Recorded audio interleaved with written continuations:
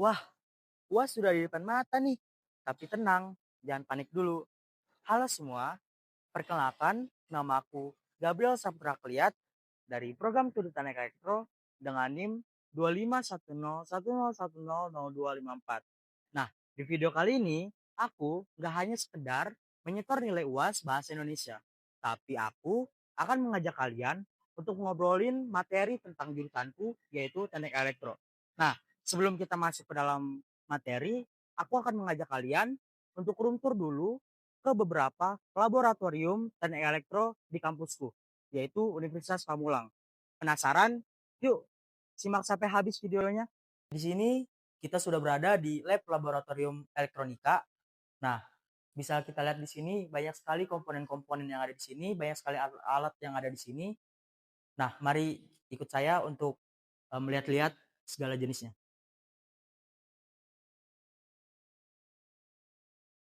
Nah, yang pertama ini ada basic electronic trainer. Nah, di sini juga banyak sekali komponen-komponen yang ada di dalamnya. Bisa kalian lihat sendiri. Di sini juga ada basic electronica trainer juga. Nah, di sini biasa digunakan untuk mahasiswa saat praktek seperti itu. Baik, setelah itu kita lanjut lagi ke dalam alat yang selanjutnya. Nah, di sini itu adalah tugas dari mahasiswa akhir, seperti mahasiswa yang sudah menjalankan sidang skripsi atau belum menjalankan sidang skripsi. Ini salah satu proyek dari mereka, alat-alat dari mahasiswa semester akhir. Nah, bisa kalian lihat juga di sini. Di sini ada digital stroke oscilloscope. Di sini alat ini berfungsi untuk mengukur gelombang tegangan seperti itu. Nah, bisa kita lihat banyak sekali alat-alat di sini. Nah, setelah itu kita lanjut lagi ke tempat selanjutnya.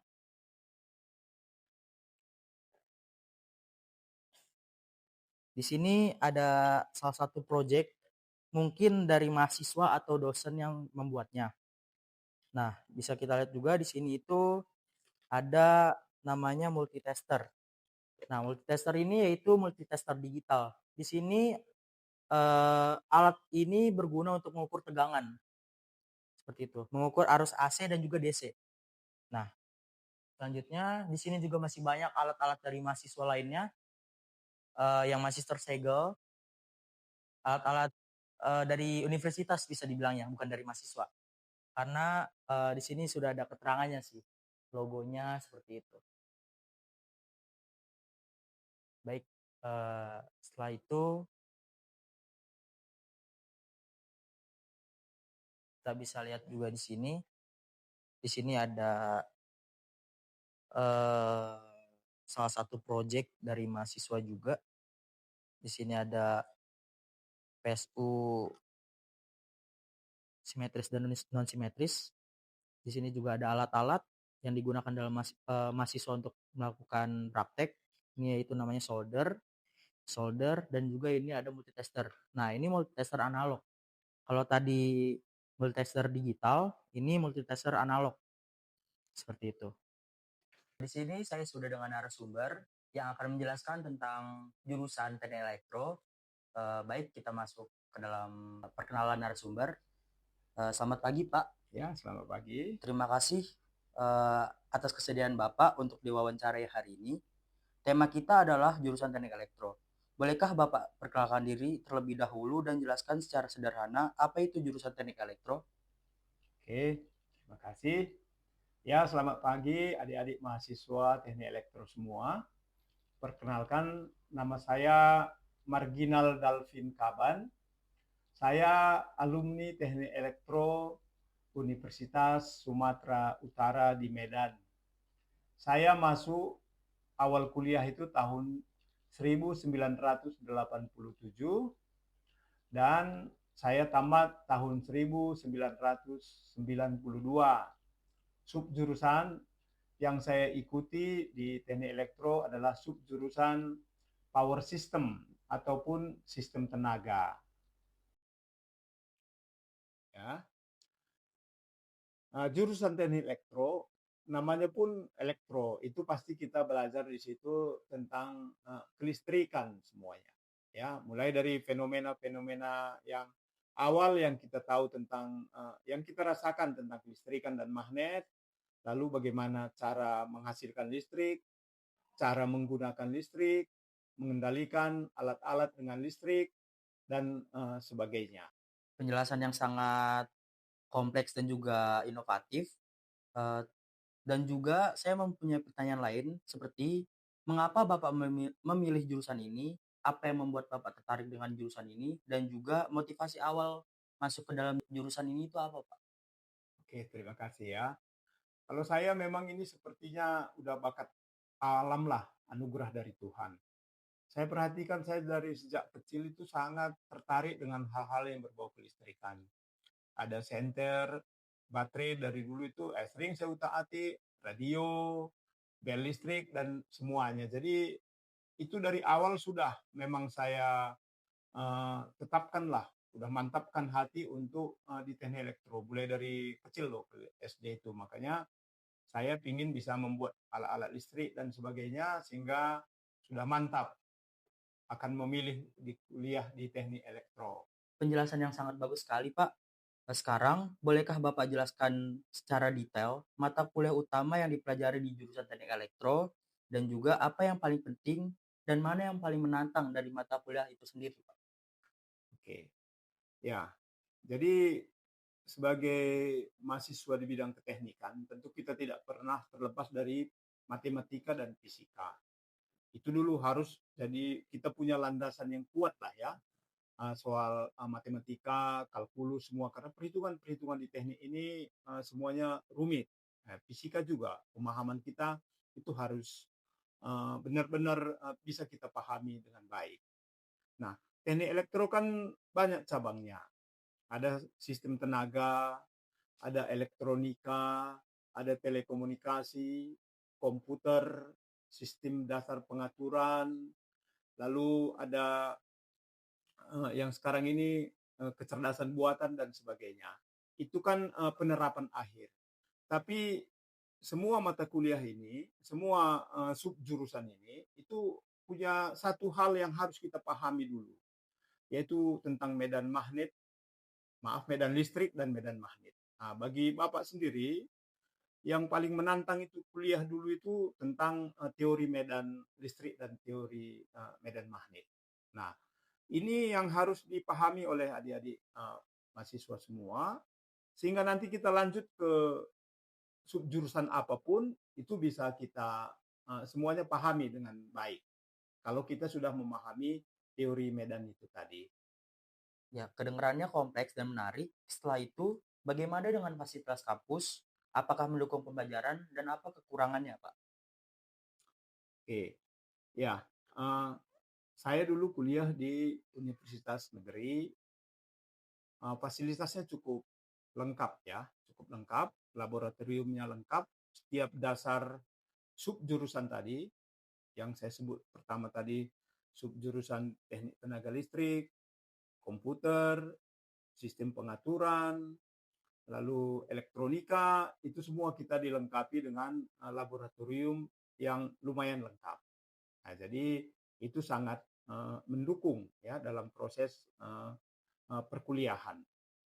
Oke, lalu kalau tantangannya memang kan begini, tahun-tahun itu buku berbahasa Indonesia itu pun masih minim. Kita harus belajar bahasa Inggris juga. Masuk ke perpustakaan, buku-bukunya semua bahasa Inggris, ya tentu kita harus adalah sedikit-sedikit bisa bahasa Inggris. Itu kira-kira kan. Lalu kalau saat itu kekurangan yang saya rasakan lah ya, kelemahan itu saat itu kan insinyur itu masih sangat kurang. Para dosen pun semua rata-rata terlibat di proyek-proyek karena memang sangat dibutuhkan. Nah, jadi minim sekali waktu kita bertemu dengan dosen untuk bertanya, untuk ya kalau saya lihat sekarang kan waktu dosen itu banyak untuk mahasiswa kan, itu adik-adik harus pergunakan itu. Beda dengan sistem kami dulu, memang dosennya juga sangat sibuk. Nah, jadi itu yang saya lihat kekurangan saat itu. Terima kasih atas penjelasannya, Pak. Sekarang saya akan mau memberi pertanyaan tentang prospek karir dari teknik elektro itu. Apa saja peluang kerja setelah lulus teknik elektro dan bagaimana gambaran gajinya sendiri, Pak? Ya, kalau peluang karir itu sangat terbuka, luas sekali. Karena secara dasar kan kalaupun kita tadi ada jurusan, itu kalau saya perhatikan dulu silabus mata kuliah itu semua dasar subjurusan itu kita pelajari. Jadi kalaupun saya dulu mempelajari subjurusannya adalah power system, saya belajar elektronika dasar juga, dasar telekomunikasi juga, dasar logika digital juga, dasar komputer juga. Jadi semua kita dibekali. Di industri itu semua kan mesin-mesin itu berteknologi, ya. Itu semua menggunakan apa yang kita pelajari di kuliah itu. Makanya siaplah, ya. Kalau memang ada eh, apa namanya ya sudah dibekali dengan teknik elektro itu kesempatan kerja itu sangat banyak.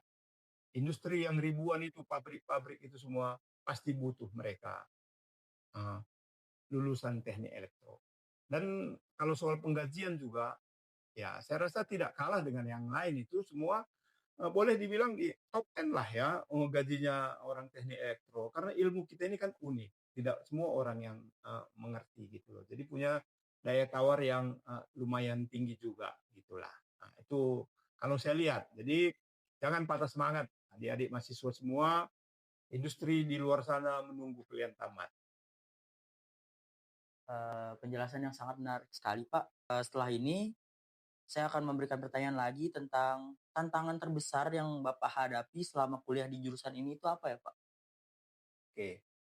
Kalau tantangan dibilang ya, kalau untuk belajarnya sih saya nggak terlalu ada tantangan lah ya. Tinggal kita sendiri kan harus bisa mengatur waktu. Tapi yang saya ingat, saya tantangan terbesar itu pada saat nulis skripsi. Saya kan tadi bilang saya jurusan sistem tenaga. Itu kan tentang generator-generator pembangkit listrik lah. Saya saat itu membuat skripsi itu tentang mengatur frekuensi dari PLTA mikrohidro menggunakan mikroprosesor. Nah, jadi mikroprosesornya sendiri itu barang langka kalau di Medan. Nah, maka saya cari toko-toko elektronika sulit. Terpaksa saya harus koresponden dengan teman yang di Bandung. Di Bandung memang saat itu tahun 90-an itu adalah pusat elektronika. Mikroprosesor, mikrokontroller itu banyak di Bandung. Nah, jadi teman yang kuliah di Bandung, saya titipin, biar dia yang beli, baru dikirim ke Medan. Sehingga alat yang saya rancang itu, governor untuk PLTA mikrohidro itu bisa saya buat. Karena dosennya bilang harus alatnya jadi gitu loh. Jadi itulah tantangan utama ketiadaan alat di Medan. Tapi bisa diatasi dengan itu tadi. Kita harus bangun jaringan, kita harus cari teman di mana yang ada alat itu, kita koresponden dan tentu pasti ada jalan keluar. Ya, Setelah itu, bagaimana dengan kesempatan riset atau inovasi di jurusan teknik elektro ini, Pak? Dan juga apa aja contohnya? ya. Jadi begini dia, kalau kita udah kerja nanti di dunia kerjaan lah ya, dan medannya memang medan tentang kelistrikan, itu kita akan disibukkan lah oleh tugas-tugas sehingga memang minim kesempatan kita untuk riset ini. Jadi eh, bisa aja kita lakukan ya dengan apa namanya eh, mengatur waktu sendiri bisa riset. Kalau Bapak sendiri juga dulu begitu. Pada saat saya kan dulu kerja di salah satu pertambangan ya, tambangan PT Newmo Nusa Tenggara. Saya di pembangkit listriknya. Nah, di sela-sela waktu luang itu, bukan di kerjaan maksudnya ya, setelah pas off atau apa, ya saya membekali diri dengan microcontroller itu kan termasuk riset juga kan, buat riset-riset pribadi, membuat kalkulator, membuat jam, lalu membuat apa-apa. Dan ini saya lihat berguna setelah pensiun begini. Sekarang kan saya usaha merakit-rakit elektronik di rumah, membuat PCB-nya, menggambarnya. Ya sekarang memang gambar kita tinggal menggambar, kirim ke Cina, desain kita dalam file Gerber, nanti dari sana udah dikirim PCB-nya. Itu yang saya lakukan sekarang. Jadi memang riset itu perlu juga lah. Kalau kita namanya orang elektronik elektrola, ya kalau kerja, kalau ada waktu, pergunakanlah waktu untuk itu. Karena enak loh, kalau namanya hobi kita yang kita kerjakan, kan gitu. Ya, jadi itu dia. Kalau untuk inovasi-inovasi, memang kalau saya lihat sih, loncatan atau gerak cepatnya listrik ini, ilmu kelistrikan ini, kontrol komputer semua itu sangat cepat. Ya, kita tertinggalnya sebenarnya, tertinggal. Ya, jadi itu harus kita kejar juga, walaupun mungkin tertatih, tapi ya setidaknya bisa mengikuti zaman lah. Ya, kayak saya ini kan orang tua udah begini juga, ini memberi motivasi sama adik-adik mahasiswa, itu saya masih gambar PCB loh. Nih, ini baru datang impor dari Cina. Ini saya gambar sendiri nih PCB-nya, ya kan kita buat. Dan ini saya jual produk, ya artinya untuk ya saya sendiri hobi kan enak kita bekerja sebagai hobis tapi bisa menghasilkan uang juga. Ya, yang terakhir, apa saran Bapak untuk siswa-siswi SMA atau SMK yang setelah ini akan lulus dari masa persekolahannya dan ingin masuk ke jurusan teknik elektro? Apa yang harus mereka persiapkan untuk masuk ke dalam jurusan teknik elektro ini, Pak? Oke, ya kalau saya lihat sih ya, uh, mahasiswa teknik elektro itu butuh talent khusus, butuh keinginan dasar yang kuat memang. Itu dulu yang pertama. Mantapkan hati untuk ke teknik elektro dan di sana itu kita tentang listrik gitu loh. Jadi kita ini bukan apa namanya ikut-ikutan karena saya nggak dapat apa baru itu bukan begitu. Persiapkanlah listrik ini ya tentang listrik. Kalau ada bakat ya dilanjut. Tapi kalau tidak misalnya nanti setengah-setengah. Nah, di teknik elektro ini butuh totalitas loh ya, butuh totalitas dan resikonya kan lumayan tinggi juga. Bisa nyetrum juga kan gitu. Apalagi kalau di high voltage nanti yang 500 kilovolt misalnya di PLN sana kan itu apa namanya beresiko. Maka yang penting itu dulu mantapkan hati. Lalu yang kedua apa namanya secara ilmunya itu fisika dan matematika itu harus kuat. Kan SMA itu kan kalau teori medan belum belajar lah kita yang khusus kan gitu kalau di SMK atau SMA. Nah, fisika matematika itu perhatikan diri sendiri. Kalau memang berbakat di situ, cocok itu untuk teknik elektro. Nah, tapi kalau berbakatnya ke biologi tentu nggak cocok lah ya kan itu ke kedokteran kali. Terima kasih banyak Pak atas wawancara hari ini.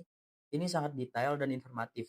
Semoga bermanfaat untuk yang lainnya dan juga untuk mahasiswa atau adik-adik yang lain ingin masuk ke jurusan teknik elektro atau mahasiswa yang sudah berada di jurusan teknik elektro, kita sudah mendengar wawancara dari narasumber kita hari ini.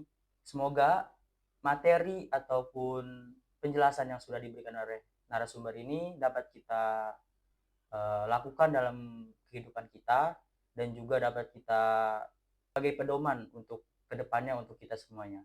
Sekian dari saya sebagai penanya. Terima kasih. Mungkin itu saja penjelasan materi dari narasumber kita dan room tour dari saya.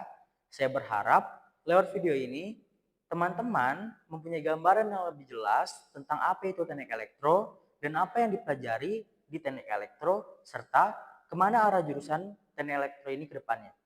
Dan juga saya tidak lupa berterima kasih kepada dosen pengampu dan juga teman-teman saya yang sudah meluangkan waktunya untuk menonton video ini sampai selesai.